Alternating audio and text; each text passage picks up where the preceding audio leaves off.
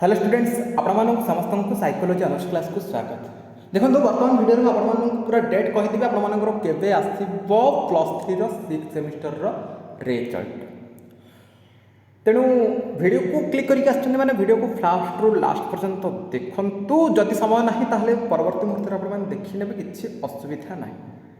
ठीक अच्छे बर्तमान आम जाना +3 6th सेमिस्टर रिजल्ट केवे आसो।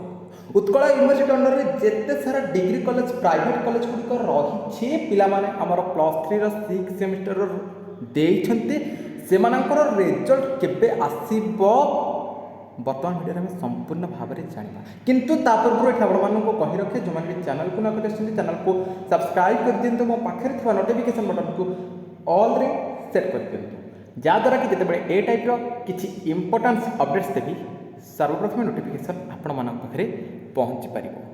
वीडियो मोस्ट इंपोर्टेंस रही उत्कल यूनिवर्सिटी अंडर रे +3 6th सेमिस्टर देथिबा समस्त छात्र छात्री मानक पाई। ठीक अच्छे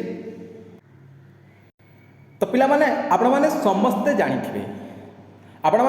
जानिथिबे +3 6th सेमिस्टर जदि देखिबा ताहले विभिन्न ऑटोनोमस कॉलेज हो यूनिवर्सिटी अंडर रे थिबा कॉलेज गुड़िक प्राइवेट कॉलेज हो डिग्री कॉलेज हो +3 6th सेमिस्टर रिजल्ट प्रकाश पाई जमती कि आम जदि देखिबा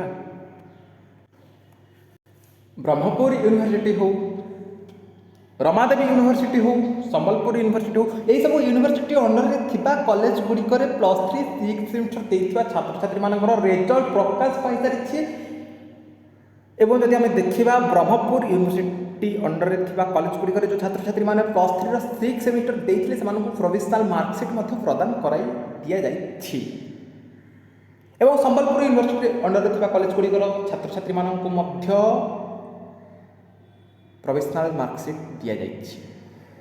ता सहित जदि देखिबा ताहले रमादेवी यूनिवर्सिटी अंडर रे थिबा समस्त कॉलेज गुड़िकर छात्र छात्री मानकु प्रोविजनल मार्कशीट देवाई प्लानिंग चलिलानी एवं उत्कल यूनिवर्सिटी वर्तमान पर्यंत रिजल्ट आसीना ताहले केबे आसीबो +3 6th सेमिस्टर रिजल्ट वर्तमान वीडियो रे आमे जानिबा।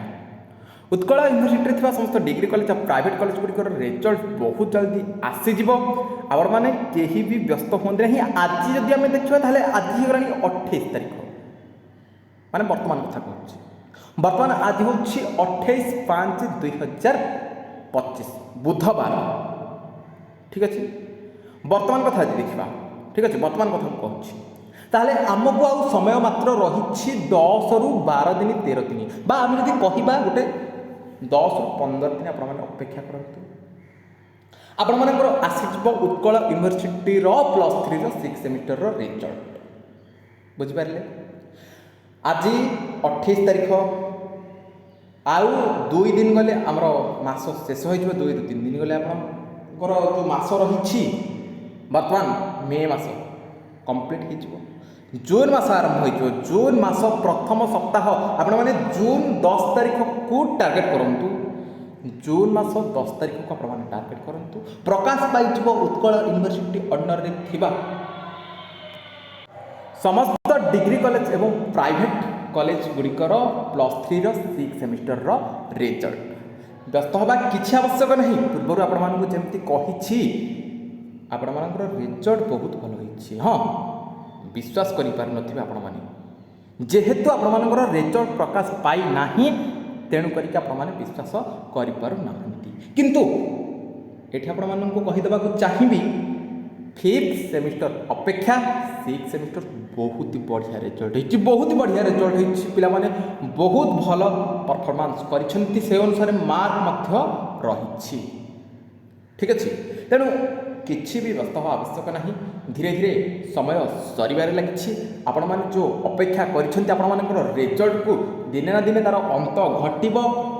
जून 10 तारिख को आपण टार्गेट करंतु जून मास 10 तारिख भितरे ही आपण मानकर आसीब उत्कल यूनिवर्सिटी अंडर रे थिबा समस्त डिग्री कॉलेज एवं प्राइवेट कॉलेज गुड़िक पिला माने +3 6th सेमिस्टर रिजल्ट ঠিক ଅଛି। ତେଣୁ ସମସ୍ତେ ଅପେକ୍ଷା କରିଦିଅନ୍ତୁ ଜୁନ୍ ମାସ 10 ତାରିଖକୁ।